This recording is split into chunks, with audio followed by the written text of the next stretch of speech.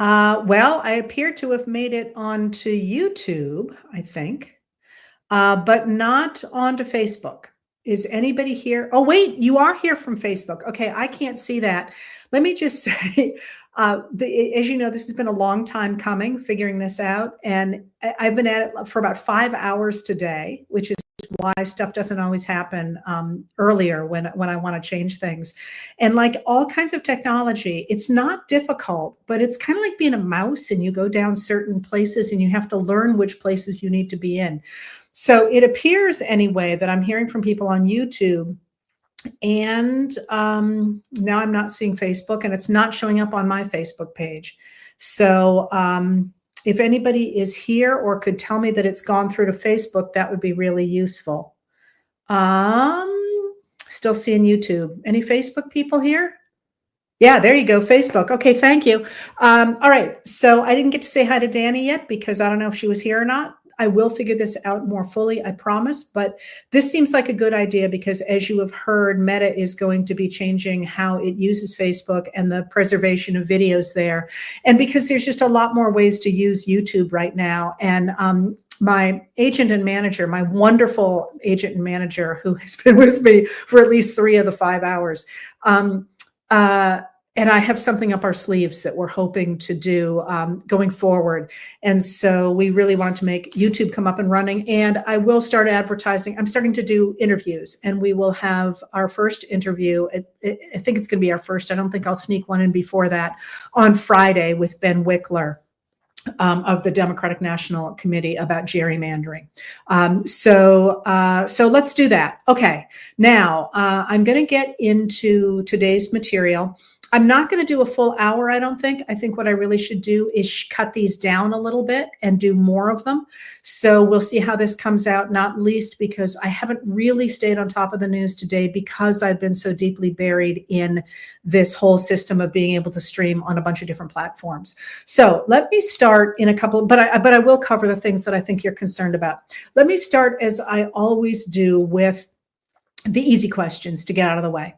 And the first of those is a number of people are very concerned that President Donald Trump might be a Russian asset. And they want to know about a recent story that came out saying that he was recruited in 1987 by Russian operatives. And my answer to that is, I don't know. You don't know. But also that in what way would he be acting differently if he were a Russian asset? Let me tell you off the top of my head what we know about Trump and his connections to Russia. And they are deeply embedded in the American story, in that what happened with the collapse of the Soviet Union was, and this is really important to remember because I think we're seeing something very similar in the United States right now, is that oligarchs rose in part by privatizing the things that had previously been run by the Soviet government. So they took under their control the factories and the means of production that previously had been owned by the government, and they used them to become enormously wealthy. And this, of course, was full of corruption, full of inefficiencies. It was, really basically the looting of a country. But when that happened, those people needed to find a place to put all their illicit funds. And what they did is they put them into democratic countries. And that's really important, sort of in a larger concept, because if you want to protect the economy and if you want to protect your money, you want it to be in a country that is living under the rule of law. Because, the leader of the country can't come in and say, gee, a nice factory you got there, my nephew wants it. And, we'll buy it from you for, 1/3 of a cent on the dollar or whatever currency you're in. And you don't want to have people be able to say, gee, I feel like I need to raise money for something. And all of a sudden, I think that everybody who produces things made of aluminum should pay me 80% of what they have, because that's what you live under when you live under a system that is not governed by the rule of law. And of course, I made up those examples of the ways in which a leader could exert control over business, but you can imagine them yourself. This is exactly what happens. The people who are in charge tend to gather things into their own hands. And the reason that I'm spending a little bit of time on this is because I think if you look around you right now in the United States, and you look, for example, at the attempt of billionaire Elon Musk to insert his Starlink and his AI into different aspects of what is now publicly owned material, you will see that we are looking at something that looks very similar. Anyway, when those oligarchs look to park money in democratic countries, they had to do so by investing in things. And it's pretty clear that when we had a major downturn, at least by the middle of the 2000s, and we know this, by the way, from Eric Trump, who told, I think it was a golfing magazine, this, we know that the Trump organization got a lot of its money from Russia. And that made sense. You know, the United States becomes a money laundering capital, as does London, by the way. Because of the way our Patriot Act is written, there is an exemption for real estate that is normally you have to tell the government who owns your business if it's a big business, and not all of it, but big pieces of it. And you didn't have to do that with the Patriot Act for real estate. And so real estate becomes a really big place for people to launder money and to buy up places in democracies. And we know, again, from Eric Trump, that the Trump organization was doing that. So again, I'm not telling you anything that you can't Google at this very moment if you want to, but that's, from at least then we know there was a money connection. But I have outlined repeatedly over the last several weeks the connections that we know, and I'm not going to talk about the Miss Universe pageant and all the other many trips and connections that the Trump organization and Donald Trump himself had with Russian oligarchs.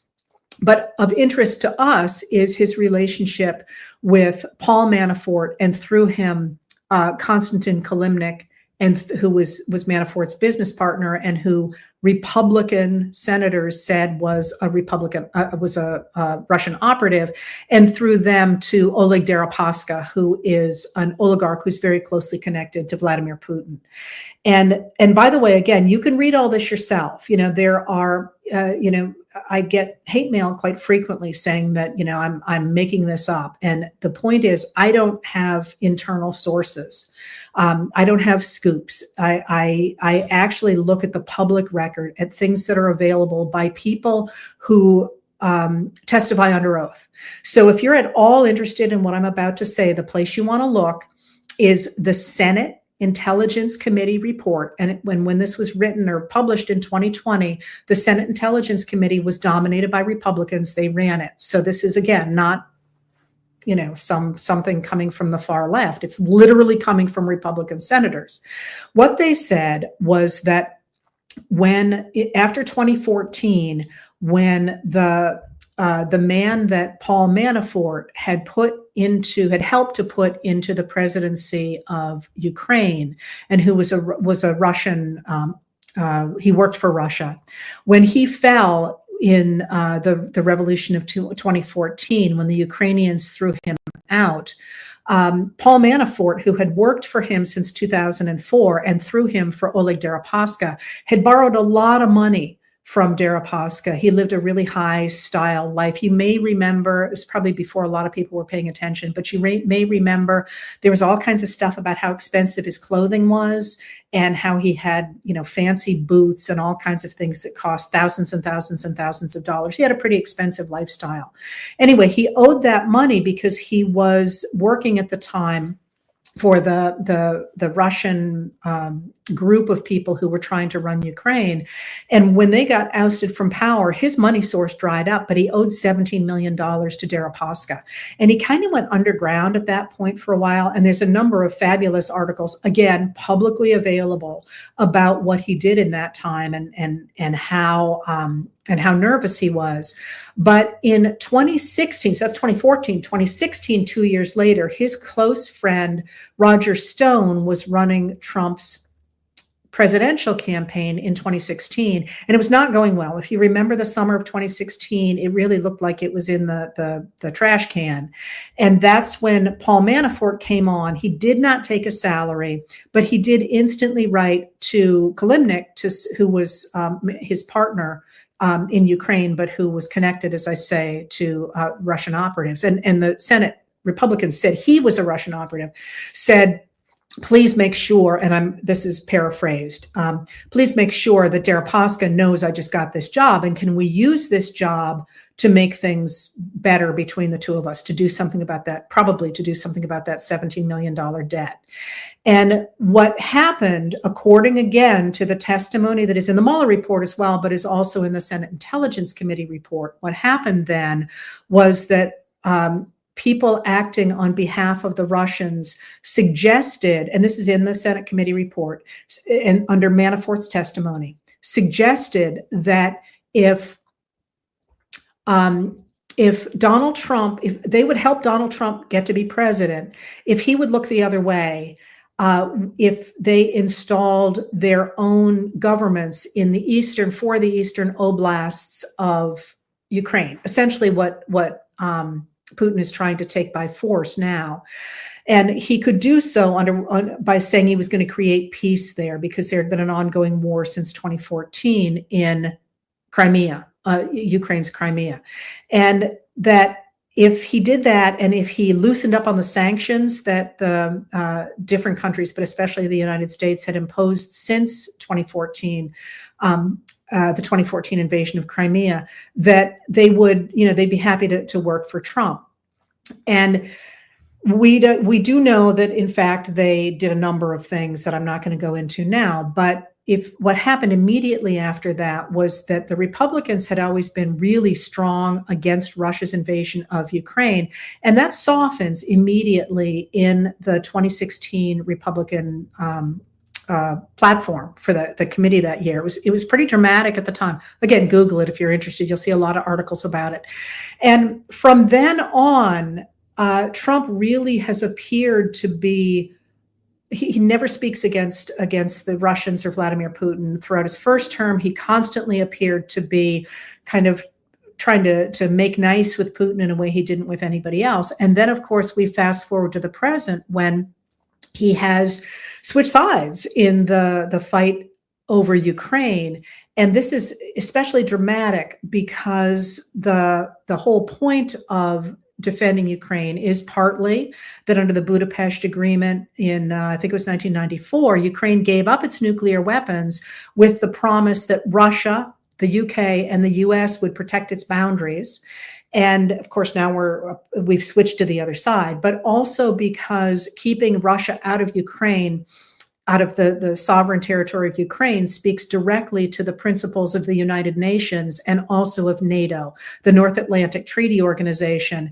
The principles of the United Nations say that those signatories to it will honor people's boundaries, borders, and the North Atlantic Treaty Organization, or NATO, was organized to make sure that Russia would not push into Europe. And so with us switching sides now, it's a really, really, really big deal that we are essentially overwriting about 80 years of American history in order to, and European world history, in order to side with Russia.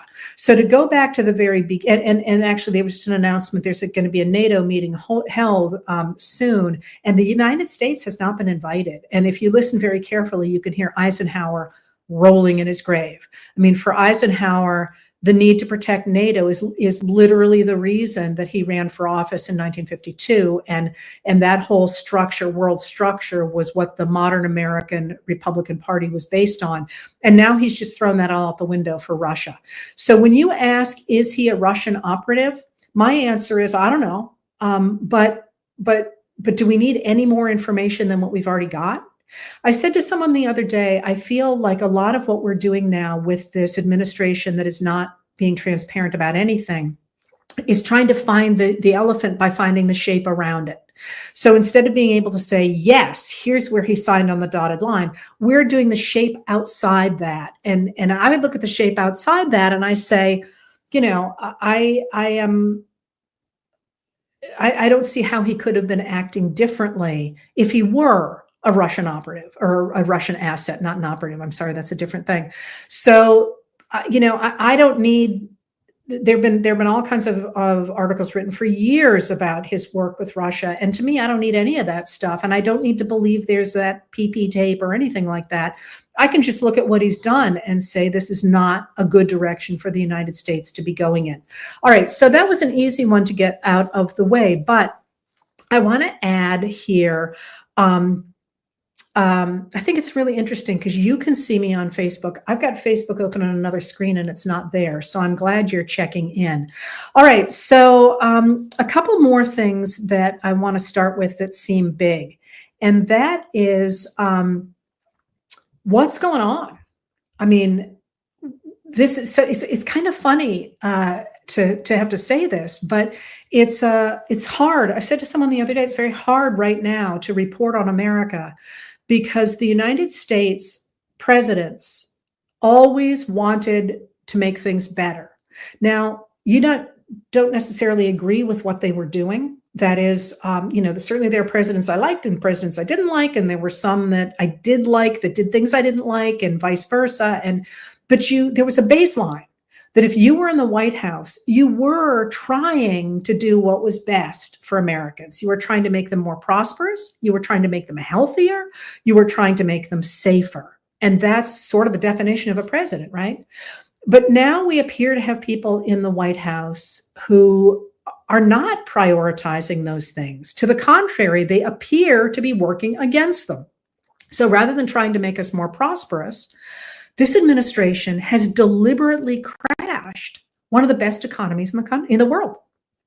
Instead of trying to make us healthier, they're madly slashing programs that promote global health, which of course protect us, as well as slashing research for cancer, for example, here at home, which is exactly the opposite of what one would be accustomed to seeing in the White House. And in terms of keeping us safer, it certainly seems as if you could not do something more dangerous than to try to dismantle NATO, because the whole point of the North Atlantic Treaty Organization was essentially to create a very, very, very large defensive organization so that if any one of those countries who were signatories to NATO were attacked, all of them would jump into the fight. So it's rather like having, a lot of bullies on one side, but then you have a whole bunch of people on the other side, so that if they start to kick at one person, all of those people say, "You really sure you want to kick him?" And the bullies back down. Well, if we back away from that, of course, Russia's plan was that it would splinter. It appears that is not the case, that in fact, European leaders are stepping into the breach in Europe to try and solidify European strength, and NATO leaders across the globe are now organizing without the United States, which itself is really interesting and a really interesting story that I won't go into today. But so what do you do when you're trying to understand the United States and the president and his sidekick, who does not have a constitutional role in our government, are ripping everything up? Like, how do you even grapple with this? And this is one of the things that I've been watching a lot in the news, is people are trying to make sense of it.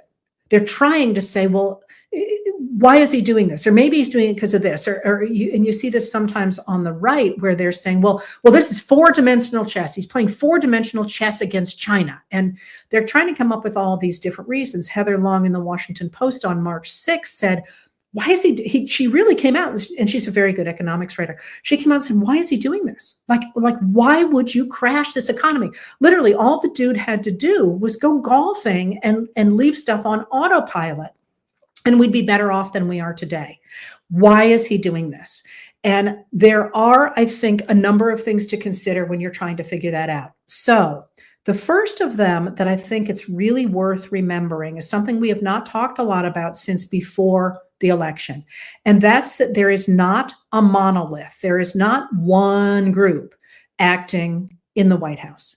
They all have different ideas and different aims, but you can divide them roughly into 3 groups, maybe 4. One is Donald Trump himself, who wanted to stay out of jail. He was under criminal indictments. He needed to get the protection of the White House, so he wasn't going to go to jail. And he is also, and I think this is really important to remember, he is mentally deteriorating. And that I just can't believe that that is not headline news everywhere. And by that, I don't mean I disagree with his policies. I mean, he's having trouble understanding people. He's having trouble talking.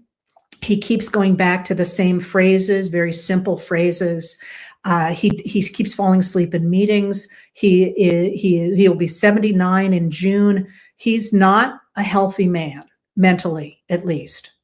Although, mind you, again, I'm not, this is only on observation, and I am not a doctor, but I'm looking at him and saying, this is a man who is doubling down on his ideas about the way the world should work.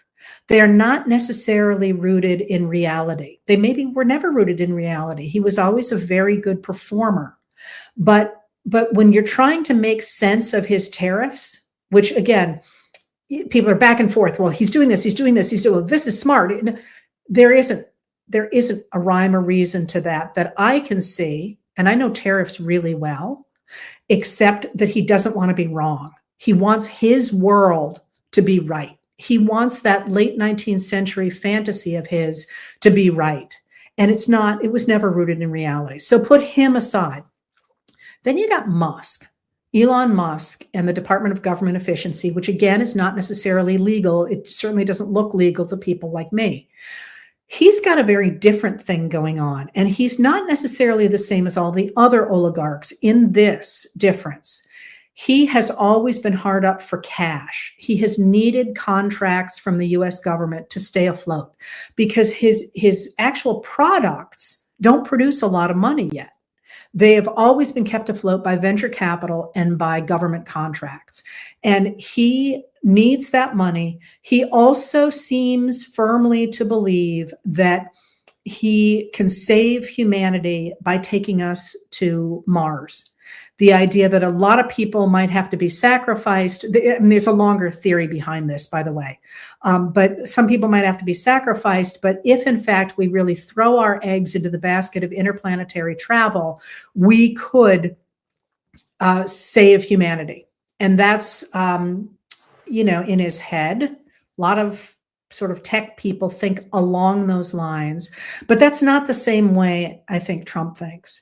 But then there are also other oligarchs who are interested in protecting their businesses. So Jeff Bezos, for example, of Amazon, is probably dead set against the tariffs on China because everything that he gets comes from China for Amazon, right? Not everything, but a lot of it. So they're not necessarily working together, except they want to make a lot of money.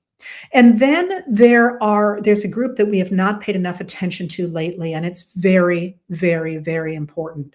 And that's the Christian nationalists who are led, and there's a lot of overlap, by the way, here, but who are led by Christian Vote. I'm sorry, not Christian Vote. I'm drawing a blank on his first name. Vote, V-O-U-G-H-T. That's going to bother me. Maybe somebody can throw it in here. It's going to make me nuts. Anyway, he is the one of the key writers of Project 2025, and as we now know, Russell Vote. Thank you, Russell Vote. And as we know now, more than 2/3 of the executive orders that have come out of Trump were written almost identically to Project 2025. And they have a very different thing going on. They are very interested in getting rid of the current US government because they want to replace it with a theocracy. They want to get rid of abortion rights. They want to get rid of equal rights for women and racial and gender and ethnic minorities. And they are trying very quietly, by the way, you're not seeing much about them at all in the news, trying to replace our current government with a theocracy. So you have these 3 and maybe 4 different groups that are all sort of vying for power in this administration. Now, why would any of those people want to crash the economy? Well, let's do it backward. The Christian nationalists would like to crash the modern day state. They want to get rid of Social Security, for example, and Medicare, and all of the things that they think break down traditional societies that are governed under a patriarchal system, in which churches, for example, provide welfare protections and so on. It never worked, by the way, but that's the thought. It really never worked. Maybe I'll write about that someday. The Trump and Musk, and perhaps some of the oligarchs, not all of them. There, of course, it's a little bit difficult to draw broad brushes for people like rich people, because there are very wealthy Americans who are also trying to do good. But these oligarchs I'm talking about, there is a huge advantage to crashing the economy. And think about what that looks like. If you crash the economy, it looks very much like I was saying before about the Russian state after the collapse of the Soviet Union. Stuff gets cheap. Stuff gets cheap in a hurry because everyone's out of work and prices come down. We get deflation, and all of a sudden housing prices collapse and real estate prices collapse. And what about doing that at the same time that you're stripping the US government for parts? If in fact they manage to crash the economy, I would absolutely predict that in 5 years, we're going to see an even greater concentration of wealth among a very small group of people, because they will have managed to have bought up the valuable pieces of the American government at fire sale prices and turned them private. So, for example, we have Musk trying to get in to the business of the FAA. And remember, when his Department of Government Efficiency boys all went into the governments, the first place they went was to the data. They have stripped that data, and that will enable them to create, theoretically anyway, incredibly powerful AI, and that they insist is the wave of the future. Although, for my part, I can't stop looking away from the fact that the only time anybody the only way they get people to use AI is by not letting you work around it. That's sort of an interesting sidestep. Anyway, so my big thing is NOAA, the organization that studies climate and oceans and air currents and weather and so on. You privatize that's big business. I mean, you think about all the places, and my big thing, and I'm actually going to be interviewing somebody about this, the public lands. You sell off the public lands. There's all sorts of ways in which the things that we now enjoy as ordinary people and in small businesses could be monopolized. And you see that already happening in places like Montana, where there's a big effort to sell off the public lands there for private use. So there is, if you think about it, and I'm a little tired of people sort of blindly going, why is he doing this? When quite literally we have a model for this. It's not identical, but we have a model for this in what happened in the USSR when it fell apart. Now, just as a marker here, a reminder that the United States had an incredibly strong economy. Like normally you do something like this because you have a weak economy and maybe you're trying to fix things or whatever. We had an incredibly strong economy that they are deliberately crashing. And scholars of authoritarianism will tell you that this is a way to destabilize a population, both by taking away its economic stability, but also by taking away its health. Because if you create a destabilized population, a poorer population, people tend to turn on each other, and it's much easier for a strong man to consolidate power. And in a time when we are stripping our security as well, our national security, by getting rid of, for example, our exchanges of information with other countries. You may or may not have been following this yesterday. The Five Eyes, which has been in place since World War II, not in that exact form, but it has been the exchange of information, one of the strongest alliances of sharing information in history, between the UK, Australia, New Zealand, Canada, and the US, is now considering starting a Four Eyes without the US. So that idea of isolating us from our friends and our allies and our partners and leaving us much more vulnerable to to whatever is out there is another way to say, well, we'll be able to create enough disturbance that we can have a strongman rise. All right, so if that's the case, and that's why they might be doing that. You ask some specific questions in that, and there's some specific questions that you some just out of the blue, I looked at it and somebody said, there's no evidence that JD Vance wears makeup. And it's like, this is what I love about the United States. We have a sense of humor, in the midst of, you keep whistling in the dark, right? All right. So you've asked a lot about Social Security and Medicare and Medicaid. And I'm going to answer that quickly because I want to get to a larger picture of what we can do. And by the way, I'm noticing that this new setup does not actually have a clock on it. So I don't know where I am time-wise. I'll figure this out one of these days. All right. So, somebody just put that. That's really interesting. That's what abusive partners do, alienate you from your friends and your allies. That's absolutely right. And lots of us have been observing that the Republican Party is essentially an abusive partner to the United States and the people who live in it. And I hadn't thought about that angle of it, but that's really true. So I keep hearing they're never going to cut Social Security, Medicare, and Medicaid. That's just a Democrat saying those things.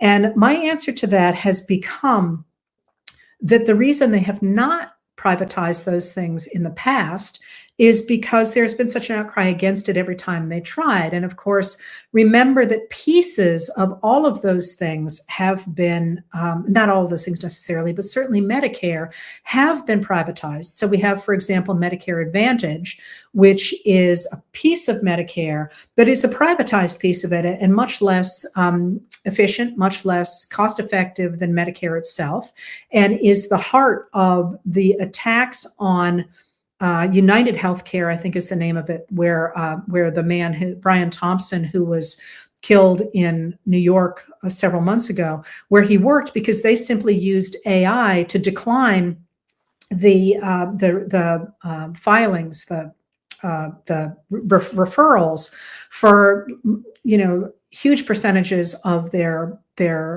subscribers, which returned huge profits to that company. But of course, the subscribers often had expired by the time those things were challenged. So they have already done this in some ways, but there's a couple of things to be watching.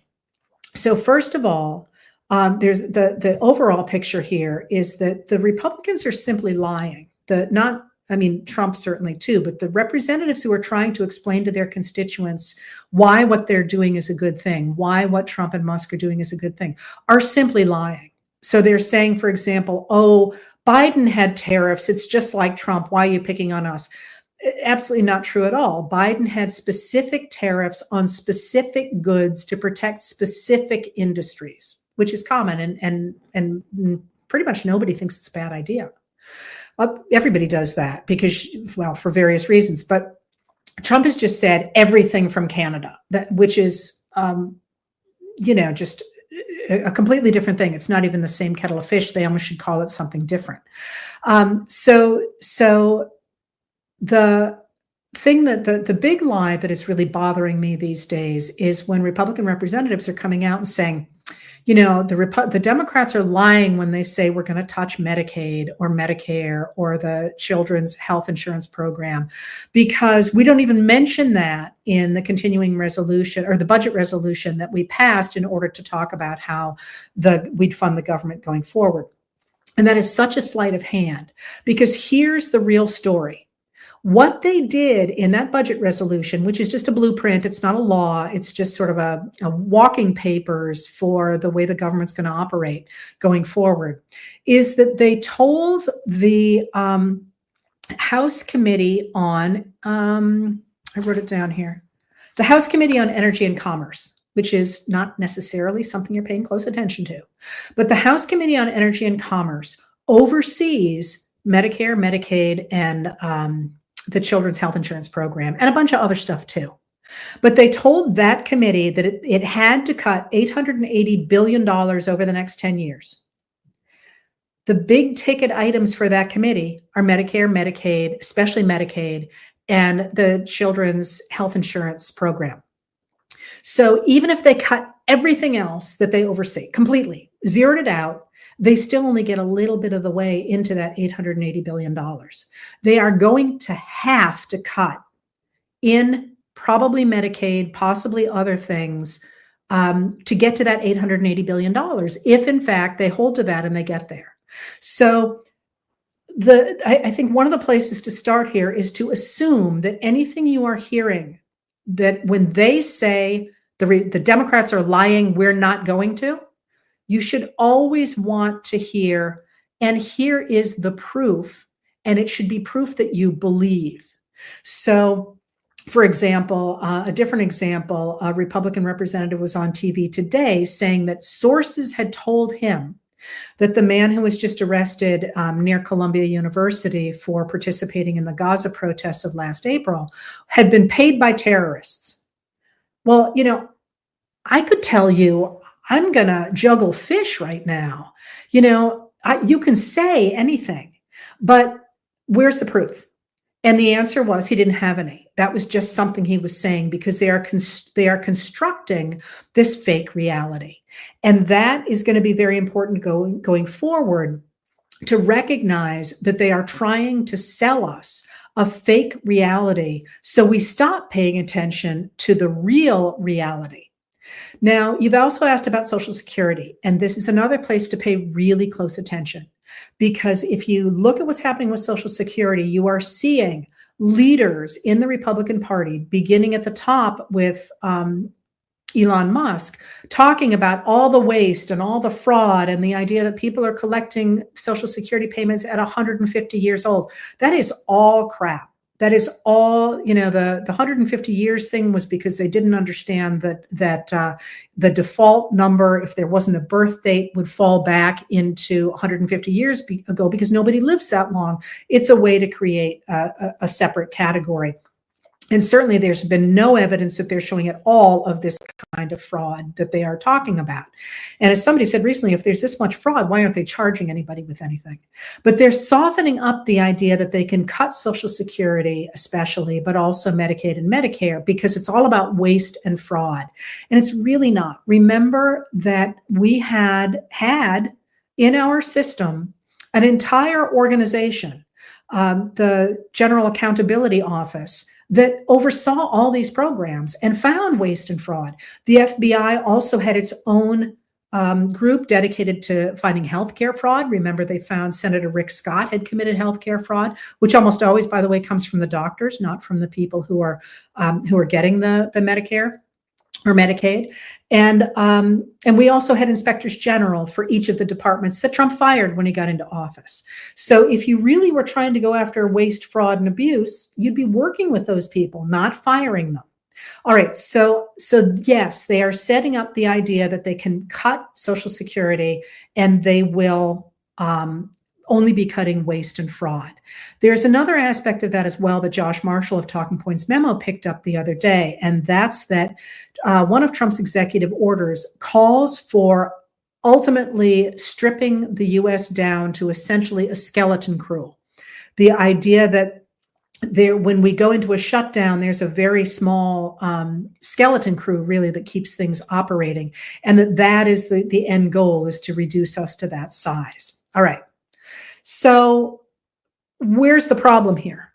The problem here is that Americans don't want this. And the idea that Trump is doing so based on a mandate to destroy the United States government is, again, part of that fantasy world that is not true. It's simply not right. People don't want to cut veterans out of our government system, which is 30%, almost a third of our federal employees are veterans. So you sit there and you say, well, we should get rid of the waste and fraud and stop homeless veterans. You are literally creating homeless veterans by taking their jobs. So Americans don't want this wholesale destruction of the U.S. government. Oh, at least that's what the polls say. At least that's what it looks like to me. You might disagree. Maybe that is something you want. And in which case, there's going to be a lot of people hurting, and you're probably going to need to think about how you can help those people. Because if the government isn't going to provide these services, somebody else is going to have to, or you're going to have to be comfortable watching people die, watching people suffer, which I'm not. And I suspect a lot of the people listening here are not. But so where's the rub here? The rub here is that Americans don't want this, and they're pushing back against it. And that's the piece that we are not overplaying, I think, in the media. Perhaps we're underplaying it. And it's a very hard thing to put your finger on, in the sense that there's only so much bandwidth everybody has. And you can't cover everything every day, because there's just too much going on.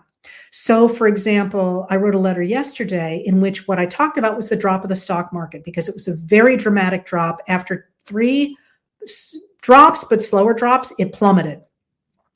And there was also the arrest of Mohammed Khalil, for the Gaza protester, without any apparent warrant for his arrest or any apparent use of the legal channels, which is just it's a whole factory of red flags for those of us who study authoritarianism. So I really felt like those were the only 2 things I had space to talk about, even though there was other big news to be had. And so one of the things that I think is getting less play than it should is the degree to which people really are pushing back against Trump and the Department of Government Efficiency, Elon Musk, and the Doge brothers. And what do I mean by that? I mean, first of all, that there has been such a popular pushback against what Musk and the Department of Government Efficiency and Trump are doing, that Republicans are not holding town halls anymore. They're not talking to their constituents, and they are they're starting to soften up their language about their support for these actions. And at the same time, while that's itself interesting, Democrats are stepping into the breach and starting to hold town halls. And I would love to see that become even more pronounced, that people who lost elections last time around hold those town halls where they talk about what they're concerned about. And one of the things that people have asked me repeatedly is, why aren't the former Democratic leaders stepping up? And some of them are. By the way, some of them very much are, but I would suggest that we are in a new historical moment. That is, I keep comparing it to the 1850s, when the whole world has changed, and the leaders that we have now, some of them will continue to be leaders, but we as people are going to throw up a whole new set of leaders. So if you think about the 1850s, for example, leading into the election of 1860, nobody had heard of Abraham Lincoln in 1854. I mean, maybe he'd been a legislator for a single term, hadn't done much. You know, he's one of the guys who belonged on Wikipedia as, oh, remember there was a name, I saw the street sign, who was that guy? But circumstances changed. He listened to the people, and he came to articulate what they wanted. And if you think, those of you who know your Civil War history, if you think about the period from the 1860s into the 1850s into the 1860s, one of the big leaders in the United States was Stephen Douglas, and his time was over by 1860. I mean, he didn't make the transition, and then he died very, very shortly after Lincoln was elected. But many of those leaders just could not hear the new era. What I am seeing is Americans like you and me speaking up about what we care about in this moment, and forcing the leadership, not only the political leadership, but also the legal leadership. And I hope soon the academic leadership and the media, of course, to start to articulate a new set of principles that I hope harken back to old ones, of course. But let me show you what that looks like. So first of all, we've got these increasing voices, and it is getting warm. So I expect we'll see more and more people out on the streets talking about, we don't want to sell the country out to billionaires. We didn't elect Elon Musk, and we don't want to turn our country over to a few rich guys, basically. You're seeing that articulated a lot, which, by the way, is a very powerful message and has worked in the past to bring people together. But you're also seeing the rise of a new media. So that, if you think about it, yesterday, the Washington Post lost Ruth Marcus, even one of their legal reporters. People are leaving the legacy media, which served an older politics. It served an older time. And That's not to say that some of those writers aren't going off and doing great things in new places. I think Jen Rubin's The Contrarian and Norm Eisen's The Contrarian is a great step, but there are a lot of people doing really exciting new work. And those people, some of those people are making the transition into a new era. A lot of them will not.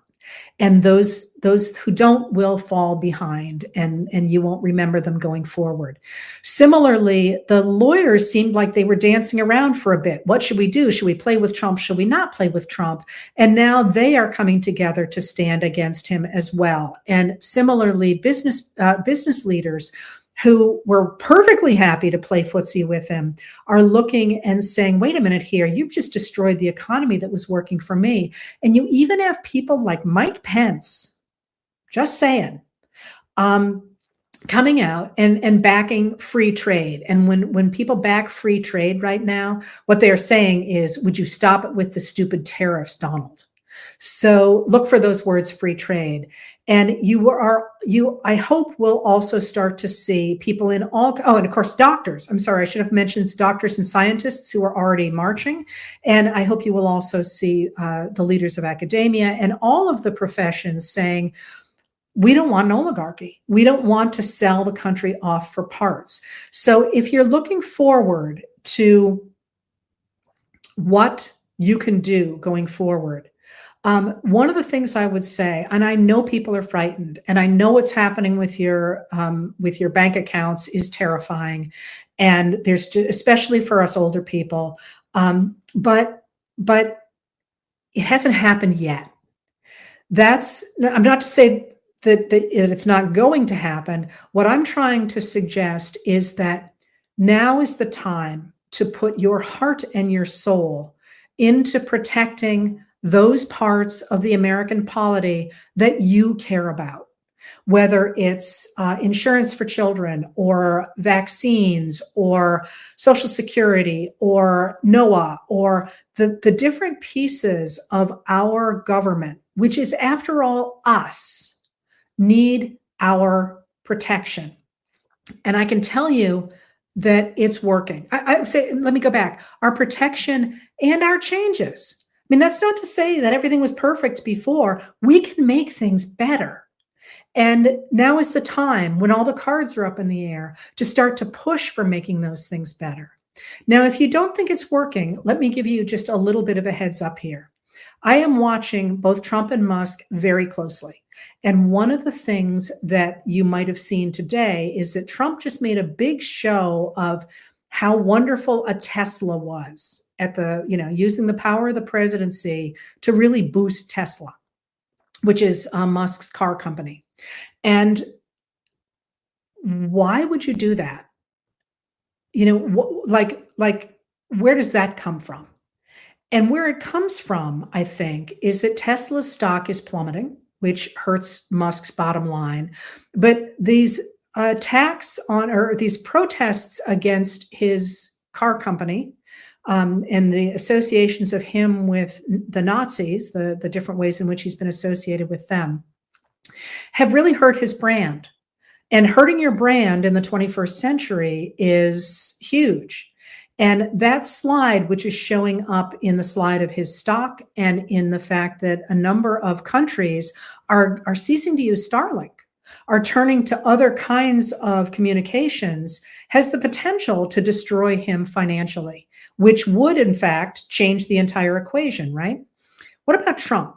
I think we can all speculate on why Trump is clinging as closely to Musk as he is. I think there's a couple of reasons for that. But Trump's being very interesting lately, too. So he keeps doubling down on these tariffs that everybody is saying are a nightmare. Why would you do that? Well, you would do that if you have a personality that says, I can't ever be wrong. And I have wedded myself to this fantasy because I can't expand my brain enough to make new decisions. And so I'm going to just double down on this, and the world is going to have to see things my way. But it's not. The world is not seeing things his way. And I think you can see his desperation to be popular again by the fact that he has been advertising the comeback of his first season of The Apprentice. It's 20 years ago. I think it's actually 21 years ago. Under what circumstances would you, in your lives right now, boast about something you had done 20 years ago? You would do that if you felt things weren't going very well right now, unless you were doing it sort of as like, oh yeah, that was a really cool experience. That was fun. But your life has moved on from there. He's going back to that. You can also see it in the number of people who are starting to be really uncomfortable about the stock market and in the growing number of protesters. So what I would say to people is there's so much out there that's scary. It's true. And there's lots of stuff I didn't even mention here today that's scary. But this isn't over yet. And in fact, the momentum is on the side of the people who are standing against Trump and Musk and the Department of Government Efficiency. So put your oar in whatever way highlights your own strengths that you do well and that you can use to help other people.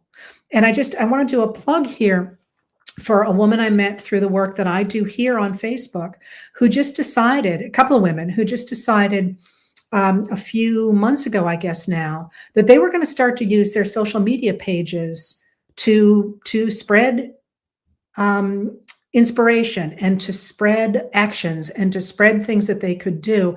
And they now have thousands and thousands and thousands of followers. And, you got to check them every day to see what they're up to. That's something that they just decided to do. And other people who are helping people like me with technology. And there are many, many ways in which you can amplify the voices that care about the United States of America. And I want to push one more thing, and that's that we are coming up. You probably know this, but we're coming up on the 250th anniversary of the Declaration of Independence. And it's in July of next year of 26. And this April 18th is the anniversary of the guys hanging the two lanterns in the Old North Church in Boston, and Paul Revere and William Dawes riding to warn the leaders of the revolution, what was not then the revolution, except in people's minds, in Lexington and Concord. And that's ancient history in a lot of ways. It's 248 years ago, but it's also today's history. And if you think about what those people were up against, the strongest army in the world, and, the government and the soldiers all through Boston, and all the things that it seemed impossible to overcome. And yet they just kept doing the next right thing, the thing that they did best. In the case of one of the guys who hung the lanterns, he knew where the key was to the church. That was his really big contribution, So just keep doing the next right thing and not worrying too much about where this will come out. And with luck, and I think with a lot of hope, we don't have to assume we're going to go to the darkest of places, that we could, in fact, make this an opportunity to make America be what it always could have been. And if it helps you take inspiration, the fact that I appear to have figured out how to stream on Facebook and YouTube says that anything is possible. Thank you for being here. And we'll hope to keep this going as it is here, but I'm going to be adding a lot more onto this YouTube channel, and I'll advertise the interview I'm going to do with Ben Wickler. And from then on, I'm just going to talk to cool people. So if there are cool people you want me to talk to, let me know. Thanks for being here. Hey, folks. I'm smiling because I hate to even say this, but I think I've actually figured out this new software. Hi, Danny. How are you? I was hoping you'd be the first one to show up still on the new software. You may or may not have seen, I did a wonderful interview with Ben Wickler of Wisconsin, the Wisconsin Democratic Party, last week about the extraordinarily important Supreme Court election that's happening there on April 1st. And he was unbelievably wonderful. And we got to the end of the interview and I realized that I had not actually turned the live stream on. So this time I remember to turn the live stream on, and bless his heart, he did the whole interview again. But I'm happy that it appears not to have happened this time around. So there's a lot going on. There really is a lot going on, folks. And I will do the best I can with it today, bringing it into some kind of order. There is, I think, a larger theme that's happening right now, but let me see about getting right to some of your questions and some of the stuff that I wanted to talk about. And I wanted to start today with the deportation of what appears to be 3 plane loads of people from the United States to El Salvador, to a prison in El Salvador over the weekend, because this is a really big deal. This is the idea, the sort of thing that people will write books about, that happen, that are major moments. So we're seeing a lot of those right now because we're in a time in which the American democracy, under which we've lived for the past at least 80 years, that the government that works for people, that cooperates internationally and so on, is being dismantled. And that process is going to have a lot of steps that are really earth-shattering. So, for example, with Trump and J.D. Vance ganging up on Ukraine President Volodymyr Zelensky in the Oval Office on February 28th, that was a huge deal. Well, this series of flights, and I'm being a little bit vague because we don't know exactly what happened, although it is becoming clearer that vagueness is important and it's being imposed by the Trump administration. This moment, these deportations are really, really important. So let me just tell you first what happened and make clear what happened, because Attorney General Pam Bondi and a number of Republican people in the administration and Republican lawmakers are trying to say that the people who are upset about those deportations want more rapists and murderers in the United States. And I'm sorry, that's just stupid. I mean, think about in your life talking to people about the society we live in. How many times have you heard anybody say, gee, you know what we need more of around here? We need more murderers. You know, that's just stupid. And it's part of that cartoon image that they are trying to sell to their supporters. And I will say more about that in a minute. But what the administration argued, and it did so in a fairly complicated way. What happened was that on Friday night, Trump secretly signed an executive order putting in place or relying on a law from 1798, the Alien Enemies Act, to enable him to declare that the United States was being invaded by Venezuela. And under that law, under those circumstances, the president can then deport people who are over 14 years old, can arrest them, can imprison them, and can deport them. And so they signed this executive order. He signed this executive order, but they tried to keep it secret. Well, news of it leaked out. And when news of it leaked out, people from Democracy Forward and the ACLU, the American Civil Liberties Union, went in front of a court and said, you know, we're very concerned that the administration is about to use this Alien Enemies Act to deport people.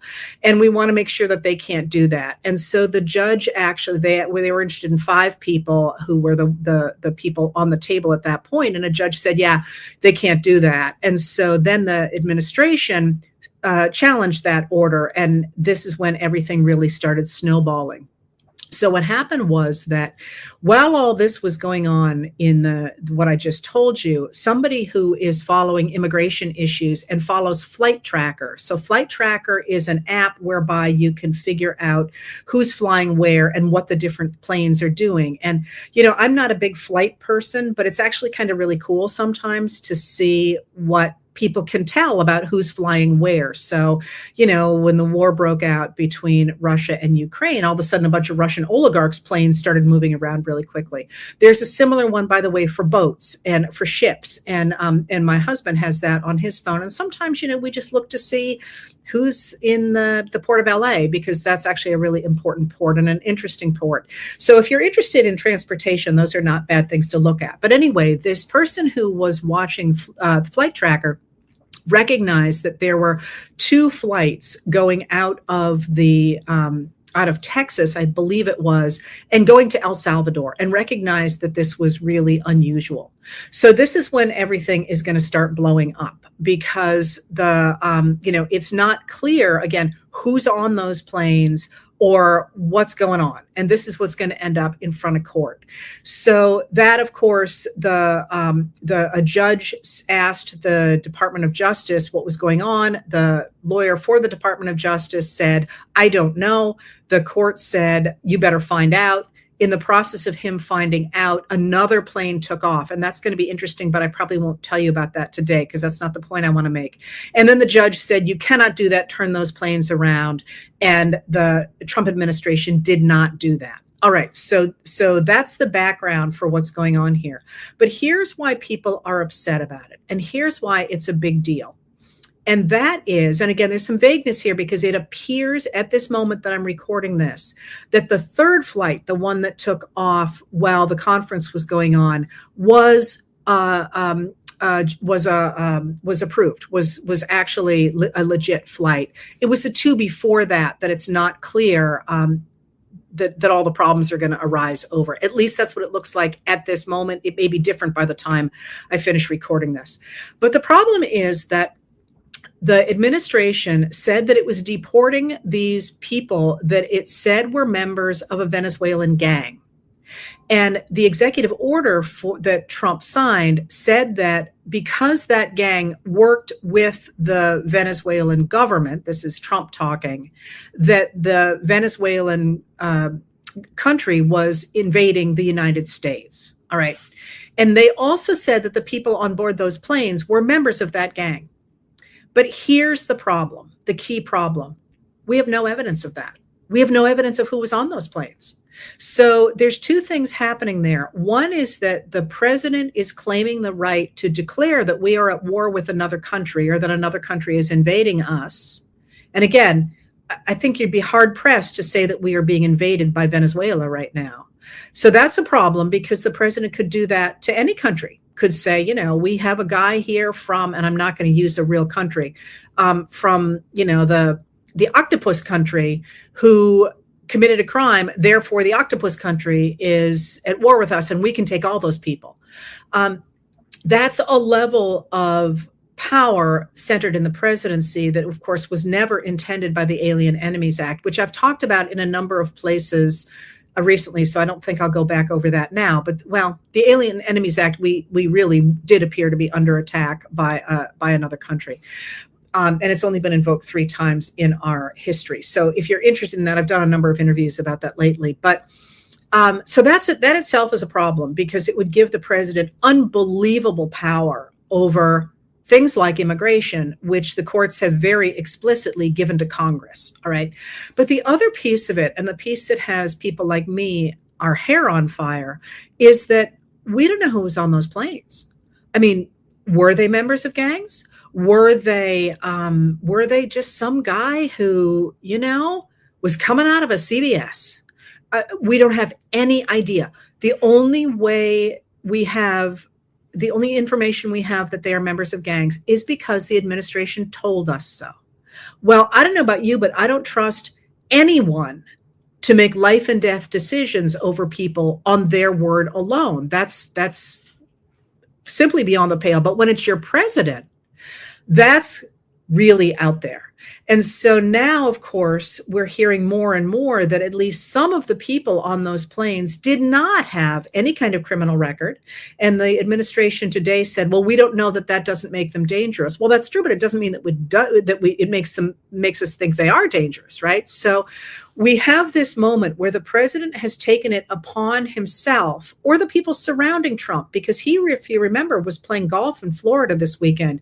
It was actually, according to Mark Caputo at Axios, Stephen Miller, the guy who's all upset about immigration in the White House, and Homeland Secretary Kristi Noem, who hatched this plan and who saw this plan out.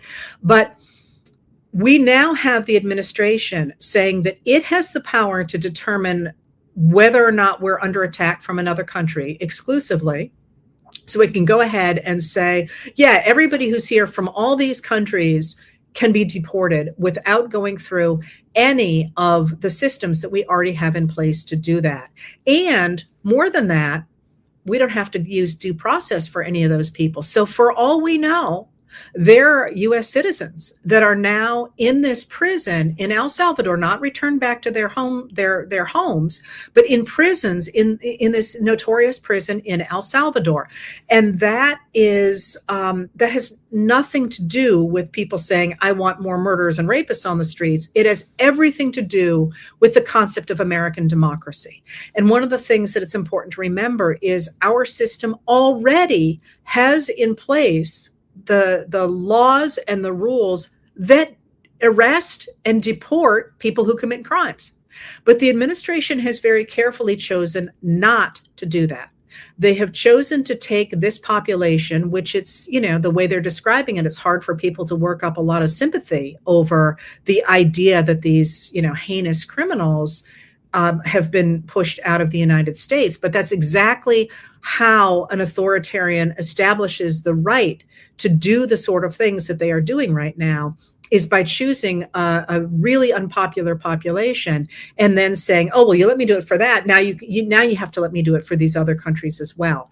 So what's at stake here is the very fundamental idea of living in a country that has rules, living in a country that is based on laws. Because what Trump and the administration have said with these at least 2 flights, although we think there are 3, is that he alone gets to determine who gets to stay in the United States, and crucially, who is a criminal, whether or not there's been any information about those people. And this should, in fact, be setting your hair on fire, because that is, I've been saying a lot lately, no kings, which I firmly believe in the United States of America.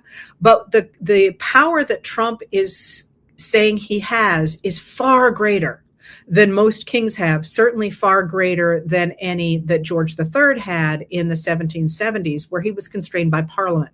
This is the right, literally, to make life and death decisions over people without any rules at all. So if you hear somebody saying, well, you're just in favor of criminals being in America, first of all, that's stupid.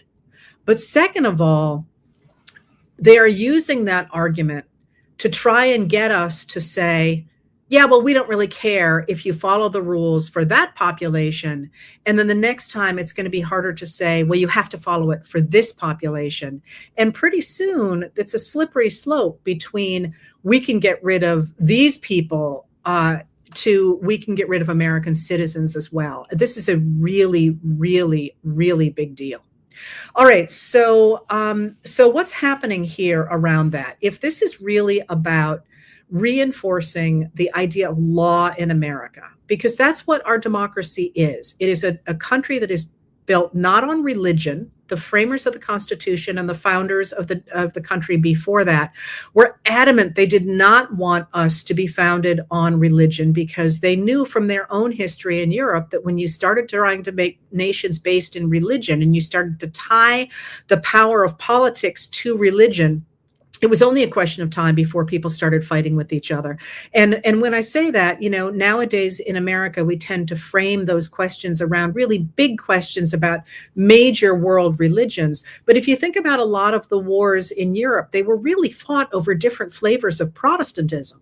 These are very small adjustments. And one of the things that I keep talking about when people talk about having a theocracy in America. It's like, whose religion are we going to follow here? Because literally people would get into wars over the different orders of certain, religious rituals.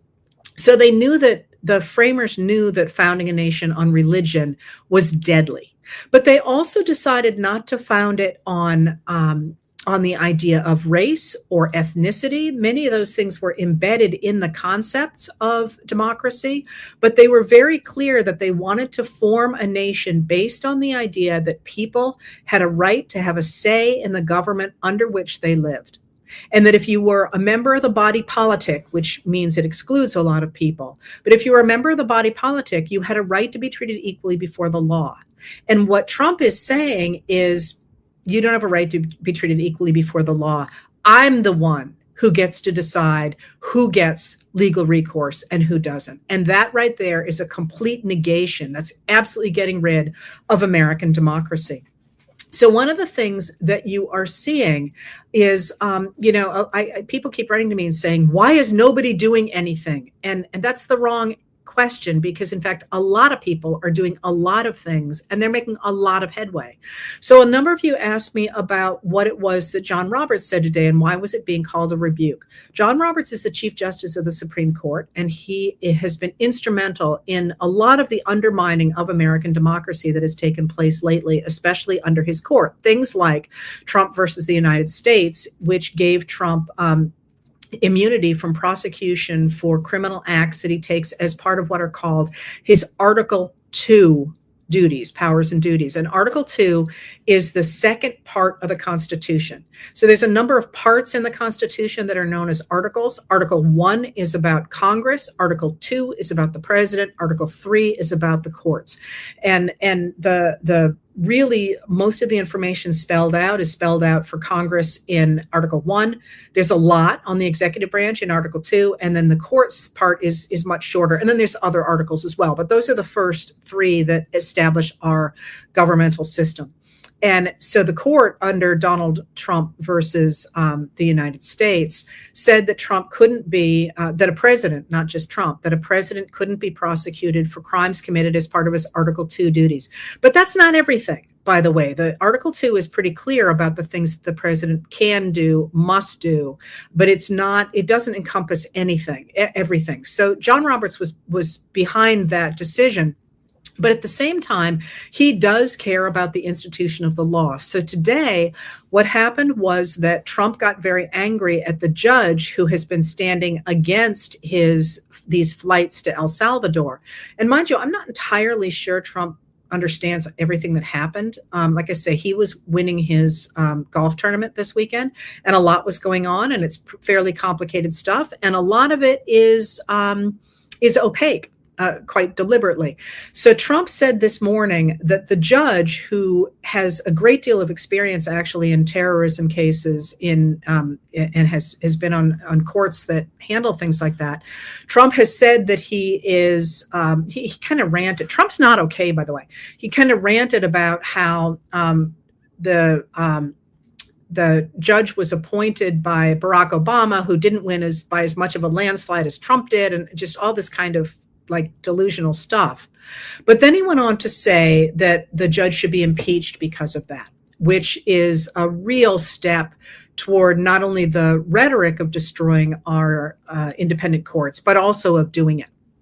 And at that point, Chief Justice John Roberts issued a very short statement saying that in our history, that the solution, if you don't like what a court has done, is to appeal that decision, not impeachment.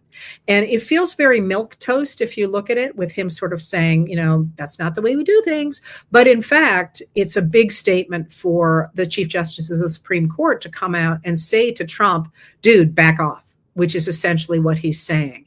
And so there is that, which might have been an indication to Trump that he's not going to get everything he wants from this Supreme Court, even though he continues to operate as if he thinks they're absolutely in his back pocket because he appointed 3 of them. So there was that today, but there was also today a judicial decision in which a federal judge said essentially that the administration has to rebuild U.S. aid the way it was before Musk's Department of Government Efficiency began to destroy it. And this is, of course, going to be phenomenally expensive and an incredible mess. And I'm sure it will be challenged. But that's another place where it's a major victory for the rule of law. And the reason behind that is because the courts have been very clear all along, but especially after the 1974 passage of the Impoundment Control Act, that the executive branch cannot destroy an agency that the Congress has set up and funded. It just can't do that. And especially Russell Vought, who is Trump's director of the Office of Management and Budget, has made it very clear in Project 2025 and elsewhere that he does not believe that the Impoundment Control Act is constitutional. So they are acting as if it is not. But the courts so far have said, oh, yes, it is. So this is another indication where people are fighting back in the courts and winning. And you see the same thing, not the same legal argument, but you're seeing the same thing with the defense of especially the probationary employees of the federal government who were fired, en masse when the Department of Government Efficiency began to just go slashing through departments. Those firings did not follow established law. And so courts are saying to the US government, you can't do this. You have to rehire these people. And then if you decide to get rid of them for, lack of good performance or whatever, that's a different kettle of fish. But you can't simply go in here and start lopping off people from their employment. And the same is true of a number of people that they let go, more senior people that they let go without following the protections of employment law. So you're seeing a lot of pushback at the legal level of people saying, you can't do this. This is not the way our government works. And that's really important. You might not think you need to pay a lot of attention to what the courts are doing, but what the courts are doing is literally trying to protect the rule of law, trying to say, no, if you want to fire somebody, you need to follow the law, the same way that you and I have to follow the law. And this is an attempt to reinforce this concept that the United States is based in the rule of law. So what is really going on here? I am guessing, mind you, because I don't have any insight into this White House.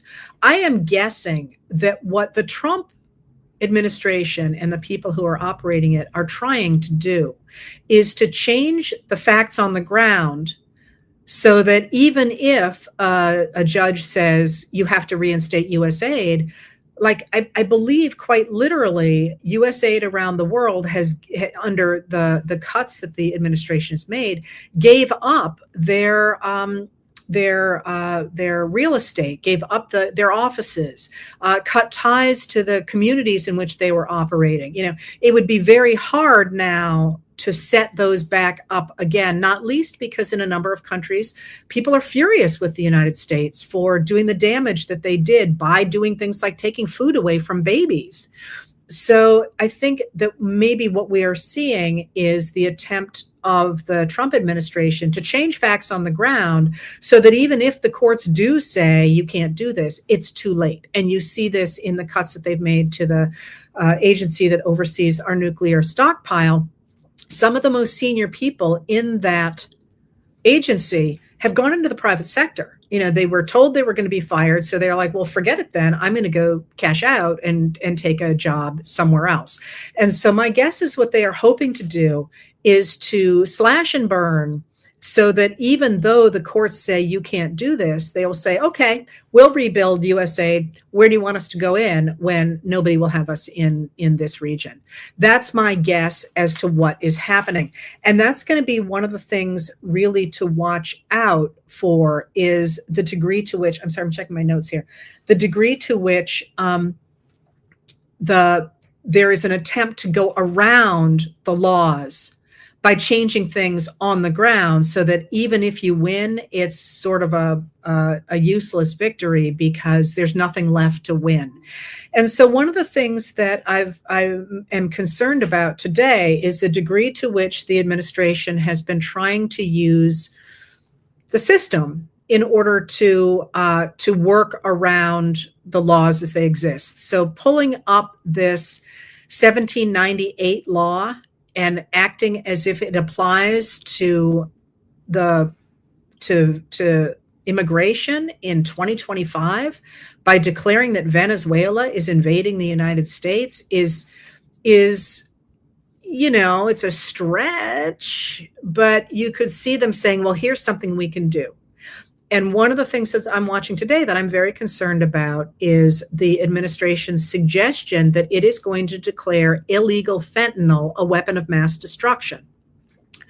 Fentanyl is a deadly, street fentanyl has been a deadly scourge in the United States. That being said, fentanyl deaths began to drop several months before the end of Joe Biden's administration, likely for a number of reasons. One, because of the work that Biden and Blinken and the different countries did to stop precursor chemicals going from China down to Latin America. In part because dealers began to cut the fentanyl less, so it was less potent, but also in large part because the administration worked so incredibly hard and so many interested parties worked very hard to get Narcan available. I'm afraid that's the only name I know it by. That's not the generic name. To make it available in order to help stop overdoses. So those things together mean that the deaths are coming down. It is still a terrible thing.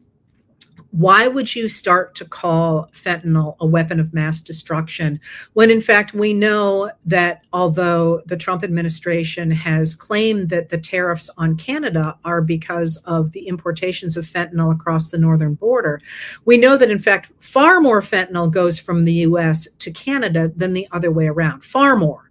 So why would you declare fentanyl a weapon of mass destruction? Well, it worries me that if you do that, it would make it easy in the United States then to take military steps against either Mexico or Canada. And it's Mexico especially that I'm watching. Why does Trump want to do that so badly? I think there are a number of reasons, but it's not a bad idea to remember that in basically any country, but certainly in the United States, people tend to come together when there is a war against a third party. There tends to be real support for the president when he invades another country, to the point that actually Secretary of State William Henry Seward, who was Lincoln's Secretary of State, urged Lincoln on April 1st, 1861, to declare war against a European country or Russia. So it doesn't matter who we declare war against, but it will make the North and the South come together to fight that war. So just pick a country and I'll find a reason to go to war with that country, and that will stop the Civil War. To his credit, Lincoln answered that in person. We don't know what he said to Seward, but as you can tell, we didn't go to war with another country. And in fact, Russia ended up helping the United States in that war. But you can see this as well with Russia. One of the reasons that Russia invaded Ukraine, and there are many reasons that it invaded Ukraine, but one of them was that, if you remember, and you may not, Vladimir Putin's popularity was falling dramatically because the economy was in real trouble. And in the past, when he had invaded Ukraine in 2014, or before that, when he had invaded elsewhere, his popularity went up. So the idea of going into another country certainly has occurred to members of the administration as being a way to cement popularity for the president in a time when his popularity is dropping. So you may see things like that, and it will always be, if you hear something weird like that, you're like, why weapons of mass destruction? Like, what's he talking about? Always, always, always wonder what's behind it, because, I'm sorry, I did not see on my bingo card that I was going to have to be explaining to people what the Alien Enemies Act is all about. All right, so if that's the case, there's some other things to keep in mind as well. So one of the things that is worth thinking about when I talk about the things that Trump is doing is, again, why? Like, this is a man who keeps insisting that he won by a landslide, which is not true. More people voted for somebody else rather than voted for him, and that he is enormously popular, which is also not true. His popularity has been plummeting, and so has Elon Musk's. So they keep talking about how popular he is, and they keep trying to hammer on these things that might in fact increase his popularity. And you're seeing funny things as well. So every time that Trump does something that causes huge problems, you see social media flooded with excuses for it. So for example, when the stock market plummeted, I'm afraid I don't remember which day, some day last week, it really dropped dramatically. The Fox News channel never really mentioned that at all. But a lot of people on social media kept talking about how this was Biden's fault. And there were a ton of bots, a ton of people out there doing it. And you're seeing these stories trying to, for example, when the Department of Government Efficiency started cutting positions, all of a sudden you saw a ton of stories on social media saying, well, Bill Clinton and Al Gore did the same thing. That's absolutely not true. Bill Clinton and Al Gore, in fact, did cut the federal government significantly, but it did so based on a law passed by Congress, and it did so over time, and it did so in ways that did not deteriorate the federal government. So a lot of people didn't pay a lot of attention to that, and there certainly are ways to decrease the size of the federal government, but taking a chainsaw to them is not one. So you saw all these stories. And one of the things that a lot of people have been sending me today is this idea that nothing that Biden did was legitimate because he used an auto pen. Now, I'm sorry, you're going to see crap like this going forward all the time. Presidents have used auto pens since we had auto pens. It has gone before the courts. The courts say there is no difference between something that somebody signed by hand and something that somebody signed by an auto pen. Trump used auto pens. This is just a way to try and legitimize what Trump is doing and delegitimize other presidents. So if you see things like that are like, you're like, oh my God, I never thought of this, they're almost certainly crap. At the very least, you should look into them and see if there's any legitimacy to them. And like one of the things I saw last night, I was reading the Fox News channel last night, and it talked a lot about, I wanted to see if Trump had shown up for the people who were hurt in the terrible storms over the past weekend. More than 40 people have died. I'm sorry, I shouldn't say more than. At least 40 people have died across the country, especially in the Deep South and in the Midwest, because of the terrible storms that happened over the weekend. And it occurred to me that I had heard about Trump golfing because he put it on Truth Social, but I had not heard about him doing anything about it. So I went on to Fox News to see or I started Googling around, and the Fox News channel did say that Trump had called out the National Guard in Arkansas. So I went to that and I thought, well, isn't that funny? Because it's the governor of the state who calls out the National Guard. And in fact, then I went into the Arkansas papers, and here's a newsflash. It was Governor Sarah Huckabee Sanders who called out the National Guard. But if you were on the Fox News channel's web page and Facebook page, what you thought happened was that Trump had shown up instantly for the people in Arkansas. And somebody even put on one of those pages, well, wait a minute, doesn't the governor call out the National Guard? And someone said, no, they passed a new law and that's not the way it works anymore. And I'm like, that's just wrong. So anytime you see something that seems funny like that, check it. Because it seems like we're going to be seeing a lot of that. So why are they doing that? Why are they trying to cement all these weird stories and to prop up Donald Trump? You don't need me to answer that because you know the answer to that. Why would you be busily trying to convince people that you're actually doing a great job and are really popular if you were doing a great job and were really popular? In fact, when you see stories like this, what this tells you is that the people who are surrounding Trump are very nervous about his declining popularity.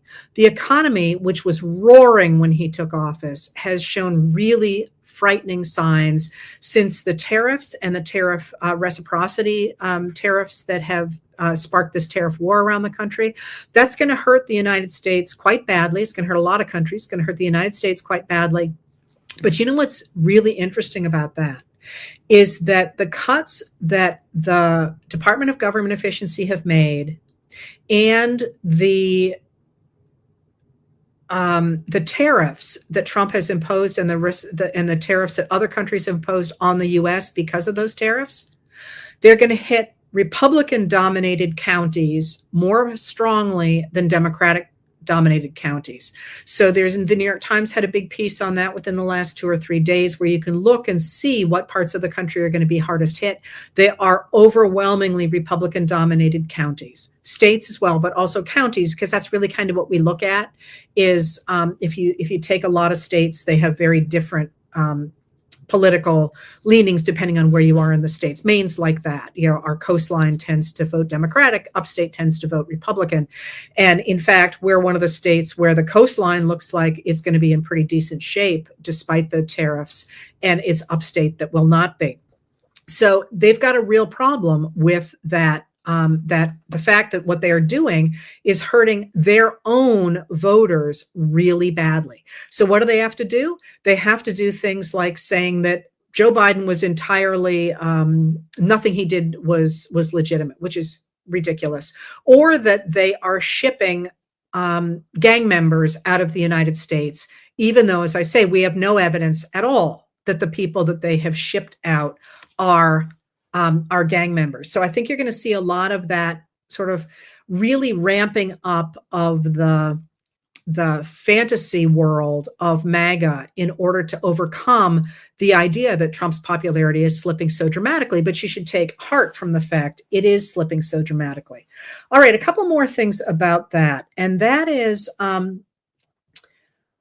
people have, well, I'll get to that in a second. You've asked me a lot about what happened with it wasn't really a continuing resolution, with the bill funding the government and whether or not Senate Minority Leader Chuck Schumer did the right thing. And let me just tell you, I'm going to give you a really broad view of that. And it's involving not only this moment, but also the larger contours of political science. And my first answer to that is, I guess I'm an agnostic. It was my hope that they would say no to that piece of legislation, but I'm not convinced that was the right call. People who I believe are really smart think that the Democrats in the Senate should have stood against that bill. Others say the opposite. I will say that my concern was always that the Democrats had a much bigger reason to want to keep the government going than the Republicans did. So I was always very concerned at the idea that if the government shut down, I was not entirely certain that the Democrats were going to be able to force the Republicans into a place to want to start it up again. Because there are an awful lot of tricks that, and I'm not going to enumerate them here because I don't want to give anyone ideas, but there are a lot of tricks that the Republicans could have used simply to get rid of Congress altogether or to fund the government in alternative ways that would have left us in a worse place than we were. So I'm an agnostic on whether or not Schumer should have done it. But let me give you some bigger contours of what that moment might look like. And the first is that Trump's popularity is dropping. Musk is enormously unpopular. Trump's popularity is low. And that's only going to get bigger as they make more and more mistakes. And I'll talk more about some of those mistakes in just a minute. Although I should allude to them. The cuts that they are threatening for Social Security and for Medicaid and possibly Medicare, those are going to be really painful for a lot of Americans. And that is not going to help their popularity at all. So one of the reasons, aside from whether or not you thought it was better for the government to shut down or not better for the government to shut down, if you look at it in a political science kind of way, backing off and letting that dissatisfaction grow was not necessarily a bad idea. So one of the things that scholars of the American Revolution talk a lot about is, did the revolution happen at the right time or too early or too late in order to pull the power of the people at the right moment? And a lot of scholars will say, if it had happened before 1763, the end of the French and Indian War, it wouldn't have worked because there wasn't enough momentum for it. But if it had happened a great deal later, it might not have happened either, because there's all sorts of reasons for why that wouldn't have happened. It's not necessarily a bad thing not to have created the crisis in March, because we're going into April, May, June, July, warm months when people will be more unhappy with the Trump administration, and there will be much more momentum behind not liking the administration the way it is. Now, the counter to that, of course, is they'll do more damage in that time, but it's not clear that it wasn't a little bit too early to create a crisis at that moment. Again, you can go either way on that, but that's one way to think about it. But the one that interests me more is that one of the things about movements, and this is not the government, I'm going to talk about the government in a minute, but one of the things about movements is, if you think about successful movements to change American society anyway, they are often what I would call a 1-2 punch. That is, you often get, and let's take, for example, here, the movement for women's suffrage in the United States. There were two different organizations that worked toward women's suffrage in the 19th and the early 20th centuries. And one was, and I'm really caricaturing this to some degree, but one was sort of genteel. It was men and women. It was people who said they didn't want to change American society very much. All they wanted was the vote, because their idea was that once you had the vote, you could get everything else. And then there was another movement that wanted dress reform, and they wanted to reform the divorce laws, and they wanted to reform the way society worked, and they wanted equality, and they wanted all sorts of things that I think, I shouldn't speak for anyone else, but that were more extreme than the genteel group. Well, the genteel group didn't make a huge ton of headway after the 1860s, late 1860s, for a number of reasons. But the more the other group seemed to be gaining power, the better that more moderate group looked. And that's one of the tricks in American movement history, is that you kind of need both groups, because ultimately what you get to is, if you just have that mild group, they're a milder group, politicians ignore them. It's like, you're cute ladies, but whatever, you're not going to cause us any trouble because, you're being so polite. And then you get the group that's chaining itself to the White House gates, and they really disturb things. And often what you see is lawmakers who normally would ignore that milder group taking a look at the more extreme group and saying, we don't want that. Here, have the vote. And then you can build on that. It's kind of a 1-2 punch. So if you think about movement history that way, one of the things that is at play, I think, with Schumer in this moment is that Schumer and the people who are running the government have a job to run the government. That is their job. They're supposed to be there trying to oppose the Republican MAGAs in whatever way they can, but they have a job to do there. And that's not the same thing as changing the country. That's a different thing. So by Schumer and his people, the people who voted like him, taking that position, what they did, and I'm not sure they were thinking about this, by the way, I'm trying to look at it from a larger perspective.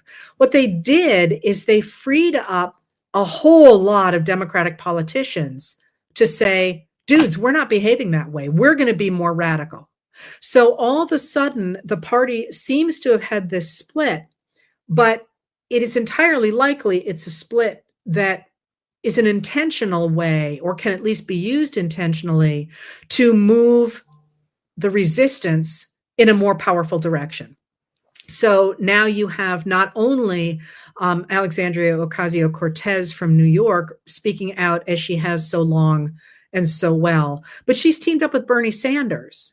And that's not a small thing, because if you've been watching her, you know that she is being groomed to be a leader in the Democratic caucus. And by that's not a bad thing. That means that the leaders have taken her under their wing to learn how the ropes work and to see where you can put pressure and to see how you change things. So now you have her and Bernie Sanders out there talking to red districts. You have Jasmine Crockett. You have Jamie Raskin. You have all the J.B. Pritzker. You've got all these.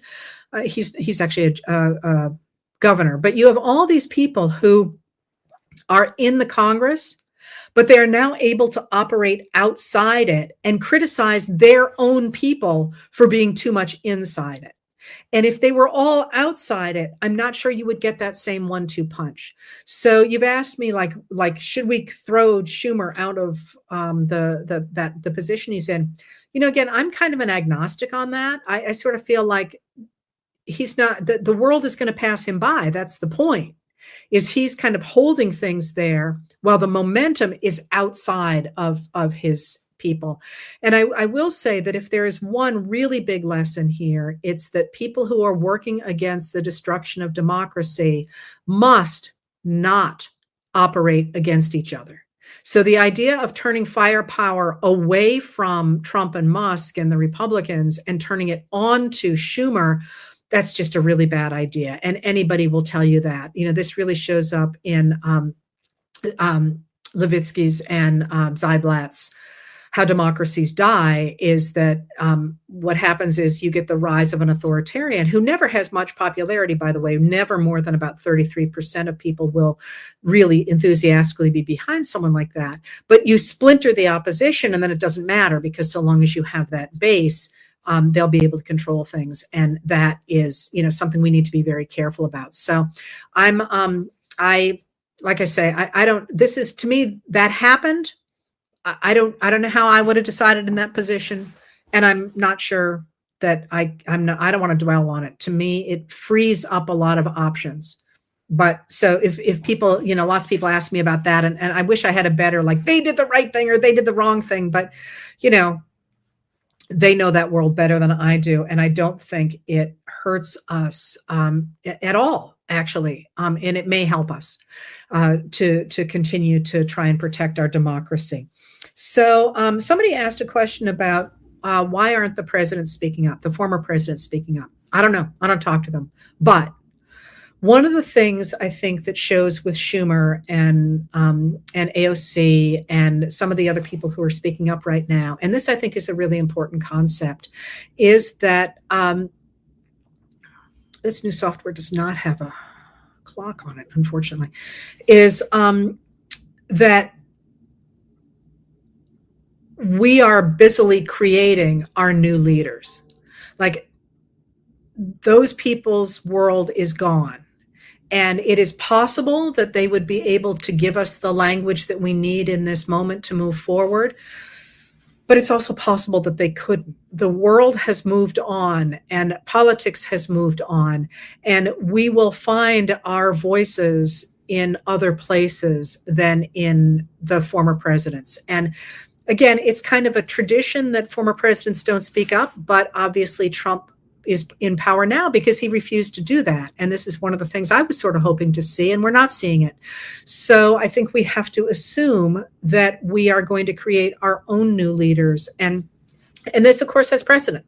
So if you think about other major transition times in our history, the 1850s, the 1890s, you've heard me talk about these times, similar era when people who were enormously powerful politicians got run over and left behind because the moment had changed. And that's as it should be. If you think about it, you need different kinds of politicians at different times. Sometimes you need negotiators, and sometimes you need people who can build bridges, and sometimes you need fire eaters, and sometimes you need, all the different roles that people can lead in politics.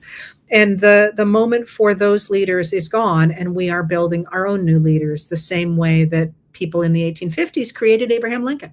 If you had known Lincoln in 55, you would have been like, who? Like, why are you telling me about this guy? He'd served one term in the House of Representatives. It was pretty undistinguished.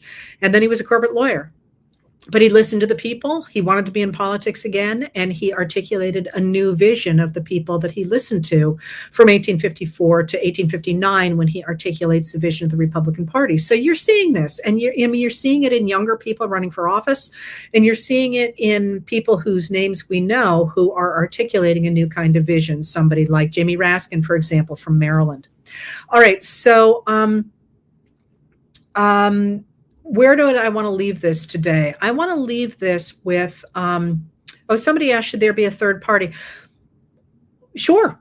I mean, the one thing I would say, I've always said about third parties is that in the United States, we have this two-party system, which was always designed as it grew. It was not original to the country.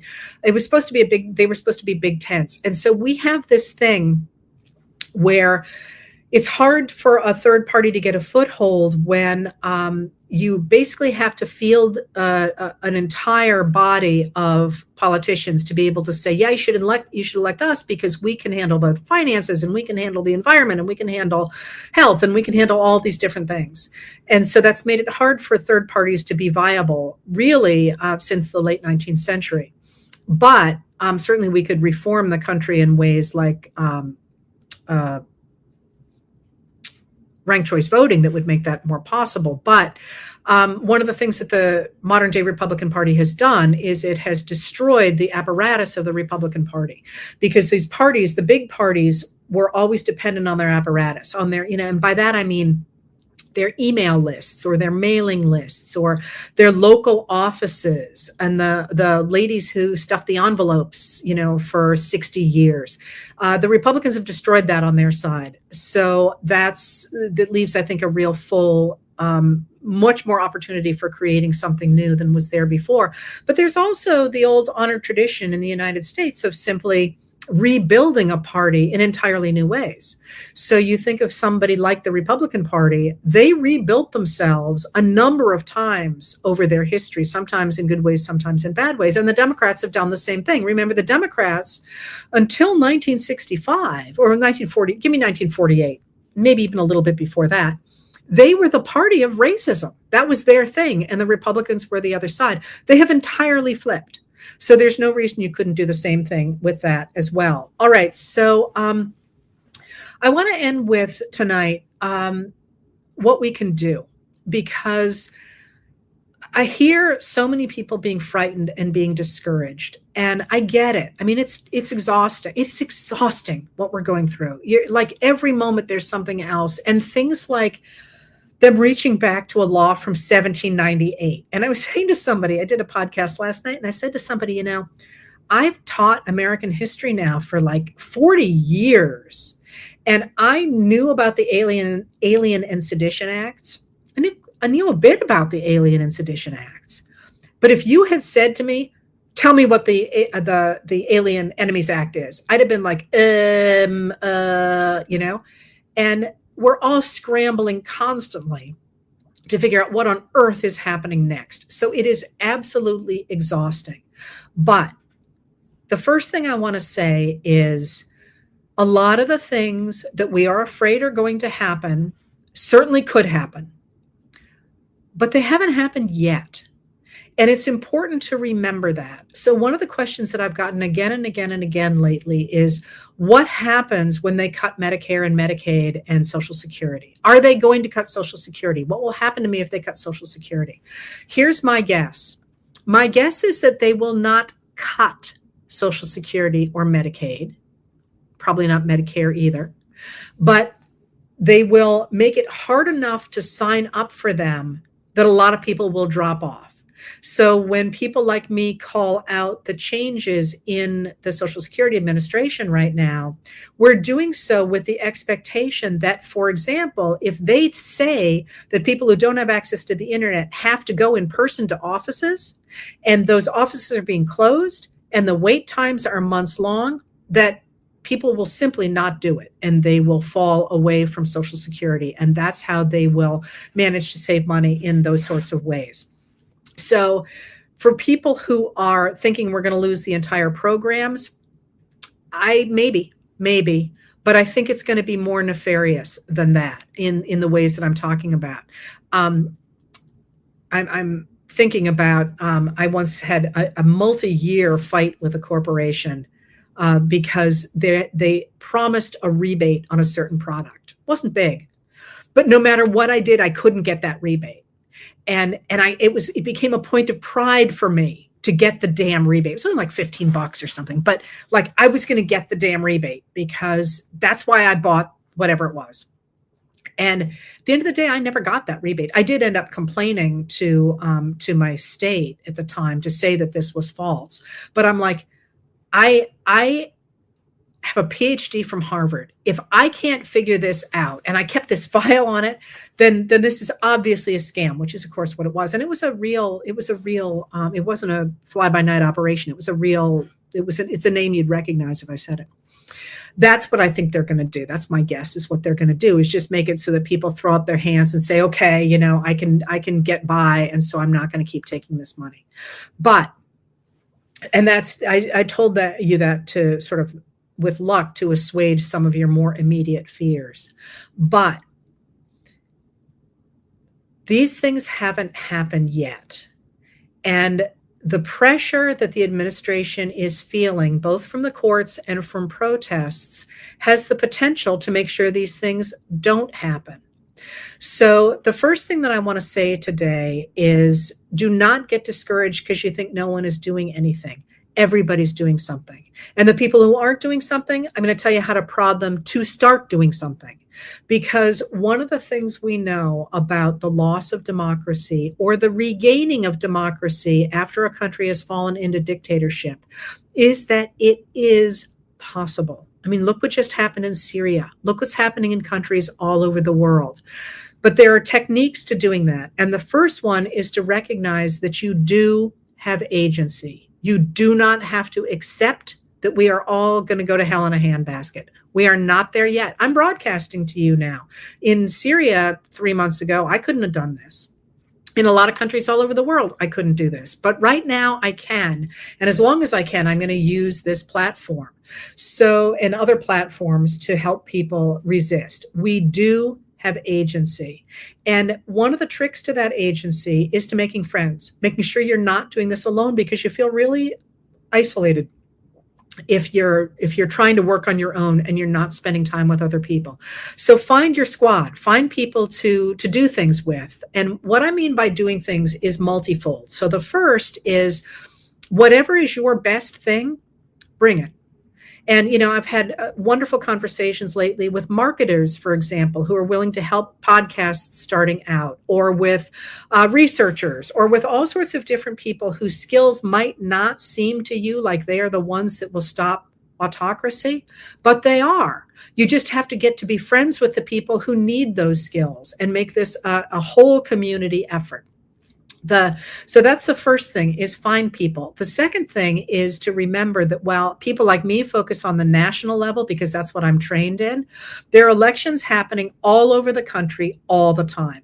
So there's a really important election coming up on April 1st in Wisconsin for a Supreme Court seat that is going to be hugely important for the national level as well as the state level. But there are still things happening in North Carolina where a Republican is trying to steal a seat that he lost in 2024. You can help out there. There are also school board races and town meeting races and local state races of all kinds where people need support. They need people to knock on doors. Sometimes they need money. Sometimes they need people to bring cookies to the people who are working for those particular campaigns. So there are always places at the local level to get involved. And one of the things that I've been urging people to do is, if you are in a small town, especially, that does not have access to unbiased media, start telling people what's happening at the school board meetings. Start going to your town meeting. Start telling people what's happening at the dump. make sure that that information is available. And you can do that, especially if you don't need a paycheck yourself, if you're retired or whatever. You can do that for free on Substack. You can do that on Facebook. You can even start your own podcast, and that will reach people in your town if you want to do that. There are ways to spread the news to more people than just the friend that you were talking to. But another way to do that, another way to be engaged, is to make sure that people have access to good information. So last night, I was reading the Fox News channel, and it was 2:00 in the morning, and I just couldn't bring myself to post an article from an Arkansas newspaper saying, actually, it was Sarah Huckabee Sanders who called out the National Guard, but somebody else could do that. I mean, I just couldn't handle it. I'd been up way too many hours. But you can use social media, and you can use your contacts, not to say you're an idiot, but to say, oh, actually, that's the governor who calls that out. That was Sarah Sanders who did that. That would be something that seems to me would be unlikely to outrage anybody who's being even vaguely reasonable, because you're not saying Trump's an idiot or anything else. You're saying you don't have good information. And that idea of making sure people have access to good information is something that is in all of our hands, but that is the way to change the way people think about the country. But that's not it. One of the ways that people come together to pull down an authoritarian is by making connections across issues that are not political. And so, like, one of the ones that has worked very well in some countries is, having people come together around the issue of clean water.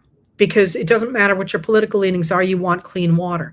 Well, certainly you could do that in the United States, but the issue of Social Security and the issue of Medicaid are two issues right now that are ones that matter to people no matter where you are in the political spectrum. And I would argue no matter where you are in terms of your economic caste, because even if you don't need Medicaid or Social Security, you need the healthcare facilities and the food facilities and the social facilities that those programs support.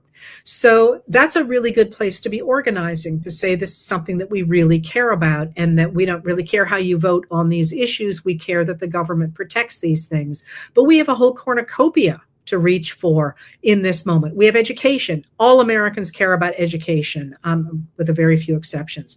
Healthcare, the environment, all the things that are being cut. My big thing is NOAA and weather. There are all these different ways in which you can organize people to say we care about these things without starting a political fight between one side and another. And what that does is it breaks down the kinds of extremism that authoritarians use. So here's another piece going forward as the weather gets nicer. Protest, being out in the streets protesting, but, and this is crucially important, I guess all over the world, it's certainly crucially important in the United States, nonviolent. Protests, at least in the United States, must be nonviolent. The minute that somebody becomes violent, the popular support for that protest plummets. And that's happened throughout our history, with the possible exception of the period before the Revolutionary War. So those are the pieces that are going to be really important going forward. So in this moment, where we've got so much going on, what really is at stake here is the reinforcing of our laws, of the rule of law in the United States of America. Speak up about that. Call your members of Congress about that. You have the app for 5 calls a day.